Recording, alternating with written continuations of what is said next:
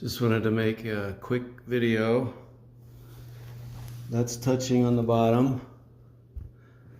The bubble's in the middle because I put a screw there, and you could just back it in or out. And then you take the screw there and you put another screw here and adjust it until it's in the bubbles level. And you could square up a door opening like I'm doing.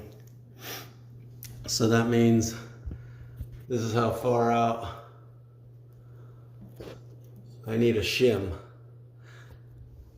but none on the bottom because the 2x4 is not straight.